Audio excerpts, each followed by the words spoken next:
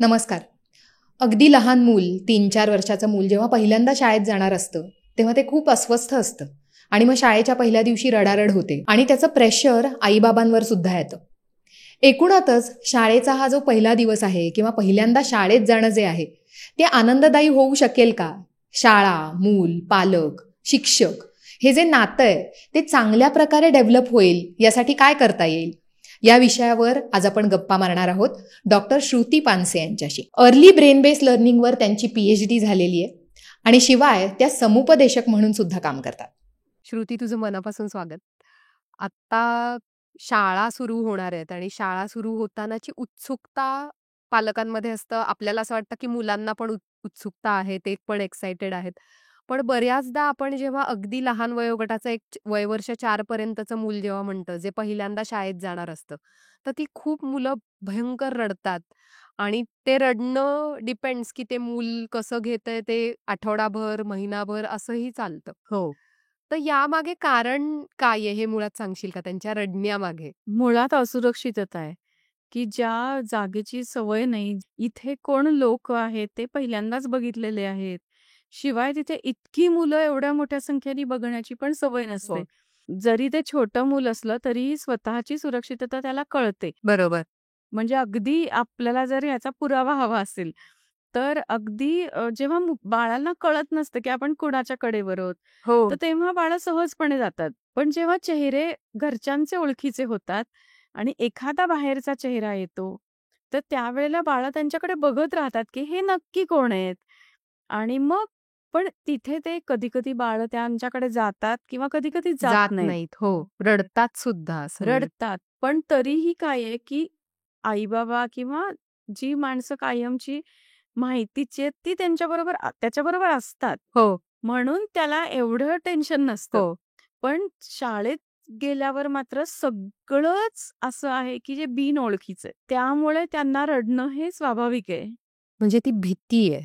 ती भीती आहे बरोबर, आणि ती असुरक्षिततेतनं आलेली भीती आहे. बरोबर. कारण जसजसं ती शाळा ओळखीची होते, ते चेहरे ओळखीचे होतात, मुलांचे चेहरे ओळखीचे होतात, तसतशी ही असुरक्षितता कमी होते आणि मग त्यामुळे निर्माण होणारी भीती पण कमी होते. बरोबर. पण काही मुलांचे स्वभाव असे असतात, की त्यांना अशी काय भीती वगैरे काही वाटत नाही. त्यामुळे पहिल्या दिवशी सुद्धा ती मुलं रुळतात आणि त्यांच्या मनात काय असेल मग कदाचित, की उत्सुकता असेल, की हे माझ्या घरी काय-काय खेळणी आहेत ते मला माहिती आहे. इथे कोण लोकं आहेत? इथे लोकं काय खेळतायत? ही रडणारी मुलं का बरं रडत असतील? असे सगळे प्रश्न त्यांना पडतात, पण ते त्यांना काही त्याचं नसतं. म्हणजे खेळण्याकडे जास्त त्यांचं लक्ष असतं. बरोबर. त्यामुळे आपण असं म्हणू, की इंटरपर्सनल इंटेलिजन्स जर असेल, ओके. की काय करतात दुसरे लोकं ह्याच्यात जर फार इंटरेस्ट असेल, तर मग कदाचित ती मुलं अजिबातच पहिल्या दिवसापासून पण रडत नाहीत. अगदी अशी काही मुलं असतात जी बिनधास्त हसत-हसत अगदी जातात आणि जातात पहिल्या काही दिवसापासूनच. म्हणजे कितीही त्यांच्या आसपास मुलं रडत असतील ना, तरी ते उलट दुसऱ्यांना सांगतात, की "अरे, तू रडू नको," असं सांगतात किंवा मग सरळ दुर्लक्ष करून आपलं-आपलं खेळतात. बरोबर. पण अशी मुलं असतात. दुसरी गोष्ट म्हणजे कदाचित जर घरामध्ये खूप त्यांच्याच खूप माणसं असतील. सवय असेल. हां, सवय येणं-जाणं असं खूप असेल, तरी सुद्धा मग शक्यता असते, की मग ती मुलं नाही रडत. बरोबर. पण असं आई-बाबांनी समजून घ्यायचं कारण नाही, की "अरे, तो पण रडत नाहीये, तर तू कशाला रडतो?" असं नाहीये ते. बरोबर. तो किंवा ती जर नाहीये रडत त्याची कारणं वेगळी आहेत. आणि आपलं मूल जर रडत असेल, तर त्याला वाटणारी जी असुरक्षितता आहे, ती आपण कमी करूया, हा त्यातला मुद्दा आहे. बरोबर. ही असुरक्षितता कमी करायची म्हणजे कसं करता येईल? कारण आई-बाबा म्हटल्यानंतर आपल्याला पण एक प्रेशर येतं, की ते मूल रडतंय आणि त्याला सोडून जायला तर आपण पण थोडेसे जरा स्ट्रेस घेतो त्याचा आणि ते सेम एनर्जी आपण मुलाला पण म्हणजे दुसऱ्या दिवशी सकाळी उठणं आणि ते पाठवणं म्हणजे आपल्याला चॅलेंज वाटतं. मुळात ना, पहिली जी काही वेळ असते, पहिली वेळ म्हणजे आता आपण सोडणार आहोत, तर त्याच्या आधीच मुलांना जरा आधी त्या जागेची ओळख करून दिली. ओके. केव्हा तरी आपण घेऊन गेलो, तिथल्या तायांची ओळख करून दिली, तर थोडं सोपं होईल. पण इतकं पण सोपं नसतं. हां. कारण का तर आई-बाबा नाहीच आहेत त्यावेळेला आणि एवढी मुलं आहेत.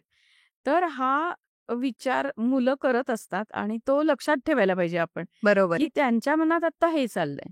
आणि आई-बाबांनी स्वतःचा म्हणजे जर आपल्याला ठेवायचंच आहे ना शाळेत, हो. तर आई-बाबांनी स्वतःचा चेहरा मुख्य म्हणजे आणि आवाज, आपण काय शब्द बोलतोय ह्याच्याकडे खूप लक्ष द्यायला पाहिजे. कारण आपणच जर "राहशील ना रे तू? रडणार नाहीस ना?" असं जर आपण त्याला विचारत राहिलं, तर मग मुलांना वाटतं, की अच्छा म्हणजे इथे काहीतरी रडण्यासारखं आहे ओके. किंवा अनइझी होण्यासारखं काहीतरी आहे. बरोबर. त्यामुळे आपणच छान आनंदाने म्हणजे कुठला कसं बोलायला किंतु पाहिजे असं परंतु न ठेवता जर आपण हां. बोललो त्यांच्याशी, हं. तर ते त्यांना सोपं जातं. बरोबर. म्हणजे माझ्या बोलण्यातनं हे टेन्शन सारखंच आहे काहीतरी इथे जाणं असं नाही हां, जाता हां, कामा हां, असं हां. म्हणायचंय. कारण मूल रडायला लागलं, की स्वाभाविक आई-बाबांना असं म्हणजे पाणी-पाणी होतं ना हो, काळजाचं, हो. की असं कसं सोडून जायचं? पण त्याच्यासाठी फार महत्वाचा मुद्दा म्हणजे आपण पूर्ण कन्विन्स पाहिजे, जिथे आपल्याला त्याला सोडायचंय. बरोबर, म्हणजे आपल्याला जर मनात असेल, की हे चांगलं असेल का? हे लोकं नीट सांभाळतील का? किंवा मलाच नाही वाटत आहे सोडावंसं, बरोबर, पण तरी मला सोडावं लागतंय. म्हणजे आपल्याला जर त्या संस्थेवर विश्वास नसेल, तर आपण ते करायलाच जाऊ नये. बरोबर, म्हणजे पूर्ण 100% विश्वास असेल तरच त्या संस्थेत सोडावं, नाहीतर नाही सोडावं. बरोबर. मग ही खरं एक स्टेप आधीची गोष्ट आहे, की आधी शाळा हो. किंवा कुठली संस्था निवडताना आपल्याला आधी आपण सगळ्या हो. तऱ्हेने हे बघितलं पाहिजे. म्हणजे आपण बऱ्याचदा Googleवर चेक करतो, की कुठे आपल्याला सोडायचंय. तर असं न करता जिथे आपल्या ओळखीचे लोक जातात, ज्यांना त्याचा अनुभव आहे, हो, म्हणजे ॲडव्हर्टाइजपेक्षा अनुभवाकडे लक्ष द्यावं बरोबर. आणि मग आपण सोडावं जिथे आपल्याला योग्य वाटतं तिथे. बरोबर. हे जे तू तू जो हा मुद्दा म्हणालीस, की आधीपासून थोडीशी तयारी करता येऊ शकते, की कुठे जाणार आहोत ती जागा दाखवणं किंवा कुठल्या ताया, कुठले टीचर्स असणार आहेत हे दाखवणं. तर हे साधारण कधीपासनं याविषयी मुलांशी बोलायला सुरुवात करायला पाहिजे? म्हणजे आपण त्या शाळेत ॲडमिशन घेतली, की ते मुलाला कळतं, की आता आणि ते मूल स्वतःहून सांगायला लागतं ना, की हो. मी आता या शाळेत जाणार आहे. तर त्यामुळे अ, तिथपासनंच आपण ते सांगायला सुरुवात करावी. ती शाळा अधून-मधून बघायला जावी. अगदी सुट्टी असेल समजा, शाळा अगदी बंद असेल, हो. तरी सुद्धा तो रस्ता, मग ती इमारत, माणसं नाहीयेत, पण निदान इमारत. म्हणजे काय बरोबर, होतं, की थोडी-थोडी का होईना त्याची माहिती होते. बरोबर. आपण अभ्यास करून जावा, पण ॲक्चुअली पेपर काय येणार आहे आपल्याला माहीत नाहीये. त्यामुळे जरी आपण ही सगळी तयारी करून गेलो, तरी आयत्या वेळेला मूल रडणार आहे याची आपण बरोबर. मनाची तयारी करूया. म्हणजे त्याच्याकडे बघून आपल्याला पण कसनुसं होणार नाही. बरोबर आहे. याच्यामध्ये आपण जसं म्हणालो, की पालक पण स्वतः पण घाबरलेले असतात किंवा त्यांना पण थोडीशी ती असं "अरे, आपण सोडून जातोय." इतक्या छोट्या मुलालाही भीती वाटत असते. पण हा संवाद जो आहे, तो काय असायला हवा ह्याचं असं साधारण थोडं उदाहरण? असं आपण मुलांना सांगू शकतो, की बाबा ऑफिसला जातो, मी ऑफिसला जाते. तसा तू शाळेत जातोस. म्हणजे तू आता आमच्या टीममध्ये आलास किंवा तू आता मोठा झालास ना, मग मोठी मुलं शाळेत जातात. तसं जसे आम्ही जातो तसे तू. असं आपण जर केलं, तर आपल्याला कुठेतरी पाठवतात आणि आई-बाबा काहीतरी वेगळं असं मुलांना वाटत नाही. बरोबर, प्रत्येकाचं एक काम आहे आणि ते काम म्हणजे माझं काम हे अभ्यास करणं आणि शाळेत जाणं आहे. बरोबर. असं त्यांना आत्ता काही कळत नसलं तरी सुद्धा आपली भाषा बोलणं. जर ही असेल, तर ते सोपं पडेल मुलांना सांगायला. बरोबर, जेव्हा आपण मुलांना शाळेतनं घ्यायला जातो किंवा रिक्षानी, व्हॅननी, बसनी मुलं घरी येतात, तेव्हा खूप आनंदाने त्यांचं स्वागत करून त्याला आधी जी खूप सारी ऊर्जा निर्माण झालेली असते, ती आधी घरभर खेळून वगैरे मूल बऱ्याचदा ती आधी ऊर्जा सत्कारणी लावतं बरोबर. आणि मग मुलांना काय-काय सांगायचं असतं, की आज शाळेत हे झालं, हे झालं. तर ते सांगण्यासाठी आपण थोडंसं ऐकायला जर आपण सुरुवातीच्या काळात तरी असलो, तर मग मुलांचं ते एक बॉन्डिंग शाळेबरोबरचं करायला सोपं. मदत होते. बरोबर, बरोबर. काही मुलं बोलणारी असतील, काही बोलणारी नसतील. मग आपण हो. काय झालं, काय झालं असे प्रश्न पण बरेच असं पालक नको बोलूया आपण. हं. काय झालं असं असं विचारलं आणि उत्तरं आली तर ठीक आहे, म्हणजे मुलांना चालतंय. पण जर काय काय झालं असं म्हटल्यावर काही सांगायचंच नसेल, तर थोडा वेळ जाऊ द्यावा आणि हे गाणं म्हटलं का रे आज शाळेत? किंवा ते घसरगुंडीवर खेळायला गेला होतात का तुम्ही? असं काहीतरी विचारलं तर तो धागा पकडून मग मुलं कदाचित बोलत बरोबर, राहतील पुढे. बरोबर. तसं इनडायरेक्टली तो हां, संवाद पुढे हां, नेता येईल. हां. किंवा आपल्याला मित्र-मैत्रिणींची नावं माहिती असतील, तर मग ती आली होती का? मग तुम्ही दोघांनी काय केलं? असे इनडायरेक्ट प्रश्न पण विचारता येतात. इतकी म्हणजे इतकं आपण बोललो किंवा हे जे काही ही सगळी काळजी घेतली तरीही असं होणार आहे की मूल काही दिवस रडणार आहे. नक्कीच रडणार आहे. आणि काही मुलं खूप म्हणजे एक दीड महिना झाला तरी सुद्धा ती रडतच असतात किंवा सकाळी उठल्यानंतर मला जायचं नाहीये शाळेत असा हट्ट सुरू होतो. तर अशा वेळेला काय करता येईल? म्हणजे पहिलं तर आधी तू जे नंतर विचारलंस ते आधी घेऊया, की घरातनंच कशी ती मानसिक तयारी करून घेऊया. तर मुळात रात्री झोपतानाच त्याची काय असेल, वॉटर बॅग असेल, जेव्हा काय असेल, कपडे असतील, शूज असतील, ते आपण असे बाहेर काढून ठेवले, की आता उद्या आपल्याला छान शाळेत जायचंय आणि असं पॉझिटिव्ह मोडमध्ये त्याच्याशी शाळेतल्या गप्पा मारत जर झोप आली त्याला किंवा मी शाळेत जात होते तेव्हा कशी मज्जा करत होते किंवा असं माझे छोटेपणीचे मित्र-मैत्रिणी असं काहीतरी बोलत जर ते मूल झोपलं, तर सकाळी ते पॉझिटिव्ह वातावरणात उठतं. पण नंतर त्याच्या जेव्हा लक्षात येतं, की नाही आता आपली ती वेळ आलेली आहे, की आता शाळेत जायचंय. तर त्यावेळेला ते तुमची परीक्षा बघतं, खरं सांगायचं तर. ओके. हां, की काय केलं म्हणजे आई आपल्याला सोडणार नाही. तर हे प्लॅनिंग असतं थोडंसं. म्हणून मग रडणं, चिडणं, अंग टाकून टाकून देणं, देणं. हो. जे आपण सांगतोय त्या सगळ्या नाही म्हणणं. हो. अशा सर्व वेळेला खूप जास्त पेशन्स ठेवून, "मी तुला घ्यायला येणार आहे शाळा झाल्यानंतर, मी तुला घ्यायला येणार आहे. मी ऑफिसला जाणार आहे आणि तू शाळेला जाणार आहेस."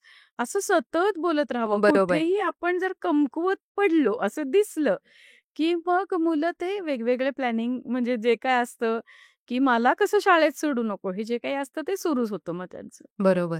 म्हणजे अशा वेळेला म्हणजे अगदी कमकुवत पण नाही पडलं पाहिजे किंवा चिडचिड पण. कारण काही वेळेला आपल्याला सगळं आवरायचं पण असतं आणि त्यात हे सगळं मुलाला आवरून तयार करा. तर त्याच्यात आपण त्याच्यावरच चिडचिड पण करू शकतो. तेच पहिला जो महिना आहे, महिनाभर आहे, आपण महिना धरून चालू. तो काळ जरासं घरातल्या सगळ्यांनीच मदत करण्याची गरज आहे. बरोबर. म्हणजे कामं समजा पूर्ण झाली नाहीत किंवा काही गोष्टी कमी झाल्या, कामातल्या काही गोष्टी कमी झाल्या किंवा असं काही केलं म्हणजे डबा नाही नेता आला समजा मोठ्यांना, बरोबर. असं काही. उदाहरणार्थ. की आईवर बाकीची जी जबाबदारी हां. असते ती म्हणजे मेन आधी महत्त्व मुलाला द्यावं देऊया. त्या काळामध्ये आणि ते एकदा सुरळीत झालं, कारण हे एक मूल कायम रडणार नाहीये शाळेत जायला. पहिले काही दिवस त्याला मदतीची गरज आहे आणि बरोबर आहे. त्याला मदत म्हणून आई किंवा बाबाची गरज आहे. तर तेवढा तो वेळ जर स्पेअर केला, की आता शाळेत जाण्याच्या गरजा बरोबर. इथं जर तो वेळ आपण असा स्पेअर केला ना, तर मग मुलं लवकर रुळतील. कारण मुलं बऱ्याचदा आई-बाबांच्या चेहऱ्याकडे बघूनच लवकर रुळतात. बरोबर. म्हणजे आपण पण निश्चिंत तेव्हा असणं आणि पॉझिटिव्ह निश्चिंत. असणं हां, अगदी, गरजेचं अगदी. आहे. बरीच मुलं ही व्हॅननी पण जातात. कारण शाळा आजकाल काहींच्या लांब असतात. तर अशा वेळेला सुरुवातीचे काही दिवस सोडायला गेलेलं बरं का काय हां, वाटतं? आता काही शाळा तर असं म्हणतातच, की तुम्ही पालकांनीच आधी सोडायला या ओके. आणि जेव्हा ते मूल रुळेल त्यानंतर तुम्ही व्हॅननी, बसनी सोडलं तरी चालेल. बरोबर. पण काही शाळांचं असं काही नसतं. पण आपण सोडायला गेलो तर आपला चेहरा, आपण बाय करतो किंवा मी आहे, तू ये शाळेत जाऊन, मग मी तुला घ्यायला येईन. तर हे सगळं खूप छान असतं मुलांसाठी. म्हणजे बरोबर. आपलं नातं पण एक छान त्याच्यासाठी तयार होतं आणि आपण म्हणजे पालक, आई-बाबा, मूल आणि ती शाळा, बरोबर. शाळेतले टीचर्स हा जो असा एक त्रिकोण आहे ना, हो. हा जास्तीत जास्त छान तयार होण्यासाठी म्हणून ते तो वेळ सुरुवातीचे दिवस फार देता आला महत्वाचे. तर छान आहे. या सगळ्यामध्ये शाळेची भूमिका काय असावी? कारण वेगवेगळ्या तऱ्हेच्या शाळा असतात, ज्या मुलांची ही मनस्थिती विचार करून काही पॉलिसीज तयार करून इम्प्लिमेंट करतात. अशाही शाळा आहेत आणि काही शाळा अशाही आहेत, की ज्या सोडा आणि लगेच दारच लावून घेतात. तर याविषयी काय तू सांगू शकशील? हे जे दार लावून घेणं आहे ना, ते बहुतेक असं असेल, की शाळा ज्या अनुभवी आहेत त्यांना माहिती आहे, की आज ना उद्या रडणार आणि थांबणार आणि मग ते रुळतात. त्यामुळे शाळेत मुलांना रुळवावं अशी काही एक गरज मुलांची असू शकते. ह्याच्याकडे त्यांचं लक्ष नाहीये. ते फक्त शाळा चालवणे, मुलांना रुळवणे एवढंच एक बघतात. बरोबर. पण काही शाळा अशा असतात, की त्यांना माहिती असतं, की हे नवीन ठिकाणी येणं म्हणजे काय आहे मुलांसाठी? हे पूर्णपणे नवीन जागेमध्ये स्वतःला रुळवणं हा एक वेगळा मुद्दा आहे. बरोबर. आणि मूल इथे एका अशा तुरुंगात टाकल्यासारखं नाही टाकू कोणी.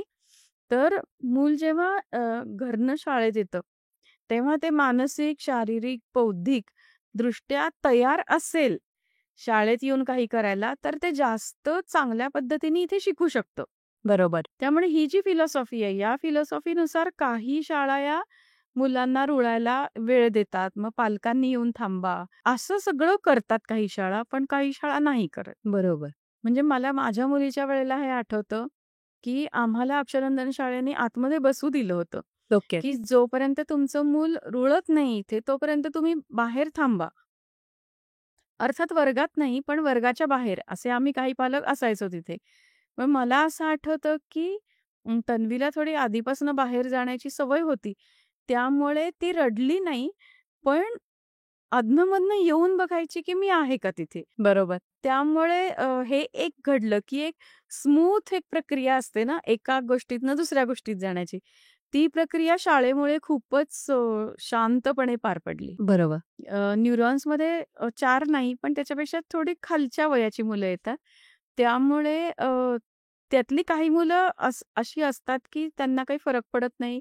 आई-बाबांना अच्छा करतात आणि जी काही ॲक्टिव्हिटी समोर चालू असेल, गाणी, गोष्टी, गप्पा, त्याच्यामध्ये ते ॲड होऊन लगेच. जातात. हो. काही मुलं असतात, की त्यांना बाहेरच खूप आधी रुळतात. म्हणजे आधी फक्त झोक्यातच बसायचं असतं. ते कसं छोटी घसरगुंडी, छोटा सीसॉ ह्याच्यावर खेळतात.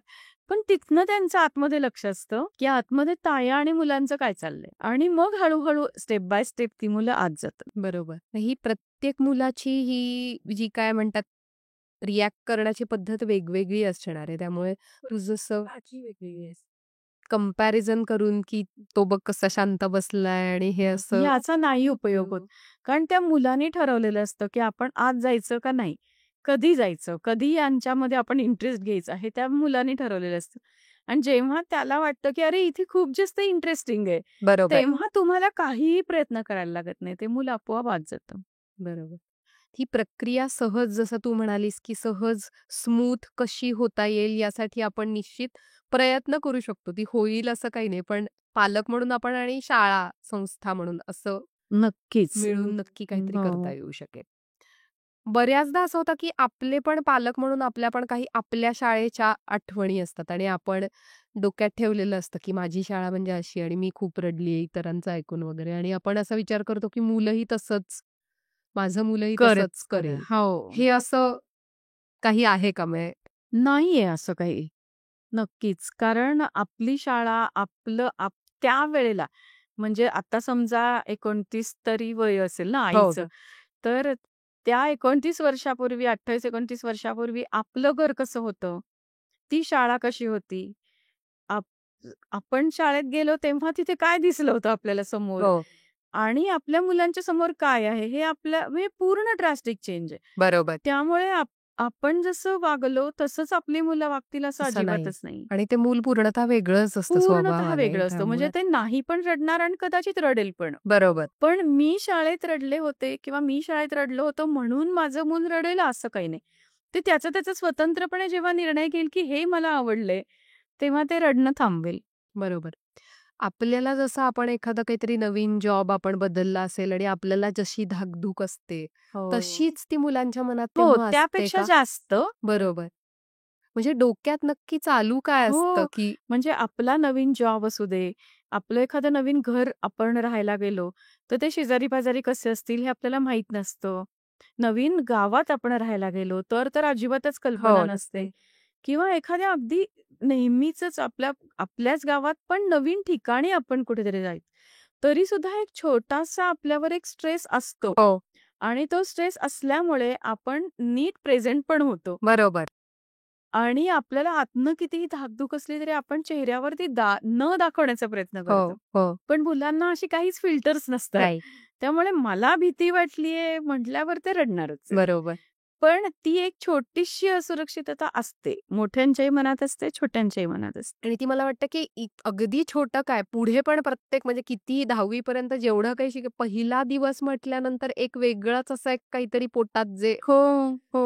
गुडगुडतं ते म्हणजे अगदी कायम शाळेचा पहिला दिवस, इव्हन प्रत्येक इयत्तेचा पहिला हो, दिवस हो. असेल, प्रत्येक इयत्तेत. कॉलेजचा पहिला दिवस असेल, जॉबचा पहिला दिवस, दुसऱ्या, तिसऱ्या, चौथ्या जॉबचे पहिले दिवस. बरोबर. ही भावना जी आहे, ही फिलिंग कायम तेच आहे. असणारच. लग्न झाल्यानंतरचा पहिला दिवस. अगदी. आपण शाळेमध्ये मुलाचं जे कारण हळू-हळू हीच मुलं मोठी पहिलीत गेल्यानंतर खूप वेळ शाळेत घालवतात. म्हणजे रादर घरापेक्षाही जास्त वेळ शाळेत, कारण अदरवाईज झोपेपुरतं घरी असं पण खूपदा असतं.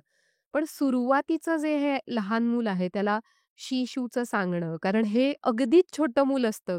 काही तर शाळा अगदी 3 वर्षापासून, 2.5 वर्षापासून पण सुरू होणाऱ्या आहेत. त्यांना सांगताही येत नसतं किंवा सकाळी सगळं शी वगैरे झालेलीच असेल ह्याचं पण हे नसतं आणि काही मुलं सांगतही नाहीत कम्फर्टेबली. तर याविषयी हे जे रुटीन आहे याविषयी काय सांगू शकशील? खरं तर ना, जेव्हा बाळ असतं, 3-4 महिन्याचं असतं, तेव्हाच ते पॉटी ट्रेनिंग ज्याला आपण म्हणतो ते करायचं असतं. ओके. म्हणजे हे मला माझ्या आजीनी खूप आधीच सांगितलं होतं, की 3-4 महिन्याचं झाल्यावरच त्याला आपण बेसिनमध्ये असं आडवंच, पण बेसिनमध्ये न्यायचं. ओके. आणि त्यामुळे इथे आपल्याला शू करायची हे त्या बाळाला तेव्हा कळून जातं. बरोबर. आणि जेवढं आपण सुरू करू लवकर म्हणजे 3-4 महिन्याचं, त्याच्या आधी नाही. पण ती हळू मुलांना सवय होते, की शू-शी ही प्रक्रिया इथं जाऊन करायची असते. बरोबर. ती आपल्याला वेगळी सांगावी लागत नाही. पण आजकाल डायपरमुळे काय हो. होतंय, जी मेंदूनी आपल्याला दिलेली संवेदना आहे, की आपल्याला बाळांना ओलं लागलं, की बाळं रडतात. बरोबर. तर ते रडणं हे योग्य आहे त्यावेळेला. बाळं दुसऱ्या मिनिटाला झोपतात. पण आजकाल आपण डायपरच्या जाहिराती बघतो, की बाळ 8 तास छान झोपलंय वगैरे. पण ते बाळाच्या या गोष्टीसाठी हे योग्य नाहीये. रडू दे बाळाला, उठू दे बरोबर. आणि परत छान स्वच्छ करून आपण बाळाला परत झोपवू. ते बाळही झोपतं, आपणही झोपतो. आपणही भरपूर दमलेलो असतो. बरोबर. त्यामुळे तिथे जर आपण ती वेळ जर आपण घालवली ना, की बाळाला नैसर्गिक संवेदना कळणं, बरोबर. तर पुढे डायपरचे प्रचंड प्रॉब्लेम्स आहेत. हो, पण मेजॉरिटी आत्ता पालक वापरतायत असं धरूयात. म्हणजे ही जी शाळेत जाणारी मुलं आहेत, त्यांनी डायपरच वापरलेला असेल आणि आता शाळेत जायची वेळ आलेली असेल. मुळात डायपर नाहीच शाळेमध्ये हेच ठरवायला पाहिजे. आणि अ, तेच मी म्हटलं, की नैसर्गिक संवेदना बाळांना येतच असते लहानपणापासून. त्यांना कळतच असतं, की बरोबर. काहीतरी आत्ता माझ्या बाबतीत घडतंय. त्या वेळेला किंवा मी अजून सोपं करून सांगते, की 1-1 तासाने आपण बाळांना बाथरूममध्ये नेलं. बरोबर. 1-1 तासांनी. तरी सुद्धा बाळाला कळतं, की इथे जाऊन शू करायची हे हो. कळतं आपोआप. बरोबर. त्याच्यासाठी वेगळं काही करावं लागत नाही. पण कायम 24 तास डायपरमध्ये जे ते रॅशेस वगैरे तो तर मी मुद्दाच बोलत नाही हो. आता. पण मेंदू जर तुमचा एवढा सक्षम आहे बाळांचा, तर त्या मेंदूची म्हणजे ती जी यंत्रणा आहे ती आपण कुठेतरी लक्षच देत नाहीये त्याच्याकडे. आणि बाळांना अखंड डायपरमध्ये ठेवतोय. ज्या शाळांना डायपर चालतो ती शाळा त्यांना डायपर सकट घेतात. आणि जिथे नाही चालत ते सरळ सांगतात, की डायपरची सवय असेल तर पाठवू नका. बरोबर. आधी ती सवय घालवा आणि मग बरोबर. आमच्याकडे पाठवा. तर हे जी काही नैसर्गिक गोष्ट आहे याचा आपण वापर करायला पाहिजे. बाळ कायम नाही ना असं करणार आहे. हो. तो पहिलं काय वर्ष आहे, वर्ष, सव्वा वर्ष. तेवढ्या ह्याच्यात हे होऊन जायला पाहिजे प्रत्येक बाळाचं. तेवढं जे काही आपल्याला तेव्हा कष्ट घ्यावे लागणार आहे तेवढं हो, घ्यायचं म्हणजे मग तेवढे नंतर घेतले काही तर पुढे काहीच प्रॉब्लेम नाहीये. बरोबर. एकूण हा सगळा मुलांच्या रुटीनचा भाग आहे. त्यामुळे जर सकाळी मुलांना आपल्याला समजा 9, 9:30, 10 धरू आपण. 10ला समजा शाळेत जायचंय, तर त्याच्या आधी त्याचं सकाळचं सगळं शिवशीचा कार्यक्रम, खाणं हे हो. सगळं झालं पाहिजे. मग कधी उठायचं त्याच्यासाठी आणि ज्या वेळेला उठायचं असेल त्याच्या आधी किमान 8-9 तास या वयातल्या मुलांनी किमान 9 तास तरी 8-9 तास तरी आधी झोपलं पाहिजे. ओके. जर तुम्ही रात्री 10, 10:30, 11 घरी यायला होत असतील, त्यानंतर तुम्ही जेवत असाल आणि आपली अशी अपेक्षा असेल, की बाळांनी म्हणजे मुलांनी आपल्याला लवकर उठावं आणि हे सगळं करून शाळेत जावं, तर हे खूप जास्त अपेक्षा आहेत. त्यापेक्षा तुमचं रुटीन काहीही असू दे, मुलं ही 9-9:30 पर्यंत झोपली पाहिजेत. बरोबर. तर त्यांची झोप पूर्ण होईल आणि ते सकाळी उठून सगळं त्यांचं आवरून मग ते शाळेत जातील फ्रेश होऊन. हे बरोबर. जास्त महत्वाचं. हे लवकर झोपणं गरजेचं आहे. लवकर झोपणं गरजेचं आहे. आपल्या प्रत्येकासाठी लवकर झोपणं गरजेचं आहे. आपली जी सगळी लाईफस्टाईल ही चेंज झाली आता. त्यामुळे आपल्याही शरीरावर खूप जास्त परिणाम झालेले आहेत. ओके. त्यामुळे सगळ्यांनीच लवकर झोपणं आवश्यक. म्हणजे जर आता शाळा सुरू होणार आहे त्याच्या आधीचे जे काही दिवस हातात आहेत त्याच्यात हे आपण एक अगदी. बॉडी क्लॉक जे काही म्हणतो ते लावणं आता. म्हणजे अगदी आज तुम्ही हे सगळं ऐकताय तर आजपासूनच सुरुवात हो. करा, की आपलं सगळं रुटीन हे आधी कसं येईल. बरोबर. आणि समजा आई नाहीये त्यावेळेला घरी, बाबा नाहीये त्यावेळेला घरी किंवा मग जे कोणी आहे, त्यांनी ते आई-बाबांची वाट न बघता, कारण आपल्याला असं वाटतं, की मग भेट कधी होणार? हो. मग आत्ताच आपण भेटलोय.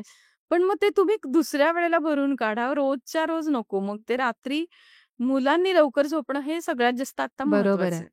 कारण खूपदा असं होतं, की मुलं शाळेला जायच्या आधी 1 तास उठतात आणि मग तेवढ्या ह्याच्यात आई-वडिलांची ती कसरतच असते, की पटपट त्याला अंघोळ घाला, हे करा आणि हो, एकदाचा हो, गेला. हो. तर ते तसं न त्यापेक्षा करता लवकर झोपलं, लवकर उठलं, तर तो बरोबर. फ्रेश जो सगळेजण छान असतात मूडमध्ये, तर तो वेळ तुम्हाला जास्त मिळेल.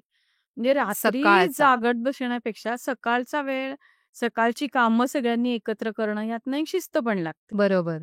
पण मगाशी हे पॉटी ट्रेनिंग आणि याविषयी सगळं बोललो. मुलं जेव्हा नव्याने पहिल्यांदाच शाळेत जातात, तेव्हा त्या शिक्षकांशी, ताईंशी काही ओळख नसते. मग त्यांना जाऊन सांगायला, की मला शू आलीये, शी आलीये, हे सांगत नाहीत आणि मग काही जण तसंच होऊन जाते तिथेच. तर या संदर्भात काय करता येईल? मुळात शाळांना माहिती असतं ही गोष्ट.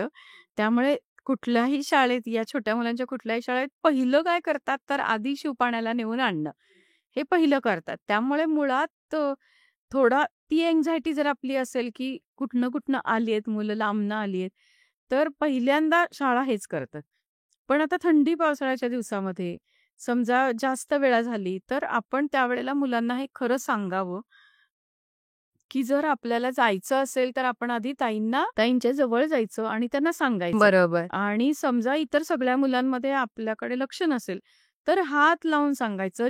ज्या कोणत्या ताई समोर दिसतील त्यांना सांगायचं किंवा जर टॉयलेट तिथंच असेल, तर तिथे जाऊन उभं राहायचं. म्हणजे मग लक्षात येतं, की "अरे, तू कुठे चाललायस किंवा तू कुठे चालली आहेस?" मग सांगता येईल, की "मला बाथरूममध्ये जायचंय." असं मुलांना आपण सांगूनच पाठवायचं. बरोबर. आणि त्याची तयारी म्हणून आपण कोणाकडे दुसऱ्यांकडे गेलो, तर तिथे मूल कसं वागतंय, मग तिथे ते सांगतंय का? अशी समजा आपण आधी थोडीशी प्रॅक्टिस जरा. प्रॅक्टिस अशी करून घेतली तरी सुद्धा चालेल. येस. तू जसं सांगितलंस तसं 4 हे आयडियल वर्ष आहे शाळेत जायचं सोशलायझेशनच्या दृष्टीने. पण त्याच्या आधीच काही शाळा सुरू होतात आणि त्याच्याही आधी जर का आई-वडील दोघेही काम करणारे असतील, घरी कोणी सांभाळणारं नसेल, तर काही ठराविक तासासाठी मुलांना डे केअरला सुद्धा घालावं लागतं. तर ती खरं शाळेच्याही आधीची काय म्हणतात त्याला आधीची गोष्ट आहे ही, पायरी आहे. पायरी आहे. तर त्याविषयी काय दक्षता घ्यायला हवी किंवा हो. काय करायला हवं? मुळात जे नियम शाळेला लागू तेच डे केअरला. पहिली म्हणजे की त्या डे केअरवर तुमचा विश्वास पाहिजे. तरच आपण त्या डे केअरला घालू. जर असं आपणच असे शंका असतील आपल्या मनामध्ये काही, की हे नक्की चांगलं, हे हो. नक्की सांभाळतील का? हे लक्ष देतील का? माझी खूप सवय आहे. हो. तर हे खूप नैसर्गिक आहे.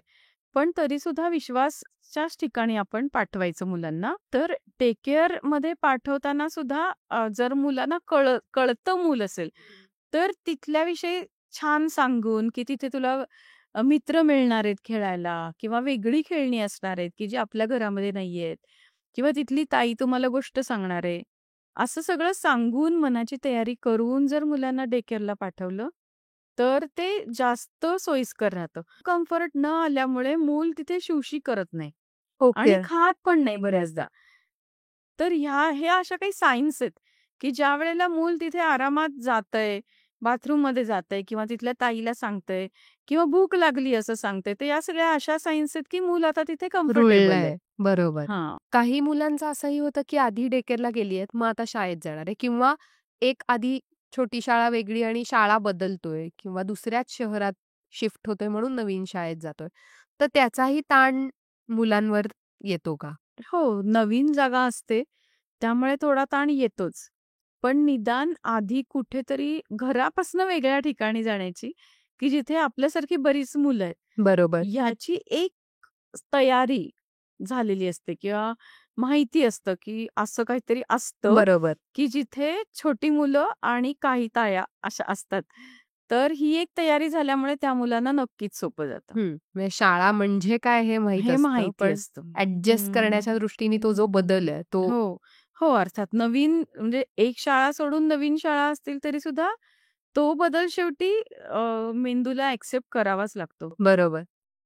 त्याला न्यूरोप्लास्टिसिटी असं म्हणतात. आपण मगाशी रडण्याविषयीचं बोललो, तर बरीच मुलं अशी करतात, की सुरुवातीला म्हणजे जरी झाला 1 महिना झाला, बरेच दिवस झाले, तरी निघताना रडायचंच, नाहीच जायचंय, नाही जायचंय आणि एकदा शाळेत गेल्यावर काही नाही, मस्त आनंदात म्हणजे ताया ताया म्हणतात, की काय छान राहतोय, की पण घरून निघताना ते हो, ते ते नाटक सुरूच असतं. ती म्हणजे आई-बाबांची परीक्षा बघणं असतं आणि एका कम्फर्ट झोनमधनं दुसरीकडे जाणं हे एक असतं. बरोबर. तर त्यामुळे रडून बघूया थोडं. नाही म्हटली आई तर मग घरीच थांबून काहीतरी करता येईल. इथे एक मला उदाहरण सांगावसं वाटतंय, की काही मुलं अशी असतात, की ज्यांना घरी का बरं वाटत असेल, की टीव्ही बघायला मिळतो. घरी आजी-आजोबा असतात त्यांचा मोबाईल बघायला मिळतो किंवा काहीच करायचं नाहीये मला. असं एक जे असं जर असेल ना, तर मग ते मूल घरातनं बाहेर पडायला थोडंसं नको-नको म्हणतं. थोडं मोठ्या वयात सुद्धा. आणि एकदा का इथे म्हणजे शाळेत किंवा डे केअरमध्ये आली किंवा ॲक्टिव्हिटी सुरू झाल्या की तिथली मजा त्यांना माहितीच असते की इथे किती मजा येणार आहे. बरोबर. त्यामुळे ते रुळतं पण. फक्त ते म्हणून बघायचं असतं की नको नाही. ना मला आज सोडू असं. खरं तर मग आज आपण हे सगळे जे काही बोललो, त्याच्यामध्ये शाळेचा रोल खूप महत्वाचा आहे हे निश्चित आहे आपल्या आयुष्यात. कारण बरीच वर्ष मूल शाळेमध्ये जाणार आहे. शेवटी एकदा हे सगळे जे काही आपले आत्ता बघणारे पालक आहेत, यांना तू काय सांगशील? आपली मुलं शाळेत रडतील किंवा नाही रडणार, हे आपण आता नाही सांगू शकत. पण पॉझिटिव्हली त्यांच्याशी शाळेबद्दल बोलत राहूया किंवा एखादी ॲक्टिव्हिटी जी शाळेत झाली आहे, ती परत घरी करूया किंवा घरी केलेली ॲक्टिव्हिटी तू उद्या शाळेतल्या ताईंना दाखव, असं म्हणूया. या सगळ्यामुळे ते मगाशी मी म्हटलं तसं, की शाळा, पालक आणि मूल यांच्यामधला जो बॉन्ड आहे, तो आपण जास्तीत जास्त चांगला ठेवायचा प्रयत्न करूया, जास्तीत जास्त वाढवायचा प्रयत्न करूया. नक्कीच. Thank you so much. आज बरेच मुद्दे आपण बोललो आणि मला असं वाटतं, की हे यातले काही-काही मुद्दे माहीतही असतात, पण ते एकदा परत ऐकल्यानंतर पुन्हा एक नवी ऊर्जा मिळेल, की आता शाळेला मुलं जाणार आहेत, तर त्या दृष्टीने पालकांची तयारी हा निश्चित मला मुद्दा छान वाटला, की मूल रडेल, न रडेल, आपण पॉझिटिव्हली आणि पेशन्स ठेवून हे सगळं करायचंय, तर हा प्रवास नक्कीच छान आणि आनंददायी होऊ शकेल. बरोबर. Thank you so much. Thank you. तुम्हाला पण आजचा व्हिडिओ कसा वाटला हे जरूर कळवा. हा व्हिडिओ तुमच्या इतर मित्रपरिवारांपर्यंत सुद्धा पोचवा. या संदर्भातले काही प्रश्न असतील तर ते सुद्धा आम्हाला जरूर कळवा. त्याची उत्तरं देण्याचा आम्ही नक्की प्रयत्न करू. आमचं YouTube चॅनल लाईक करा, शेअर करा, सबस्क्राईब करा. धन्यवाद.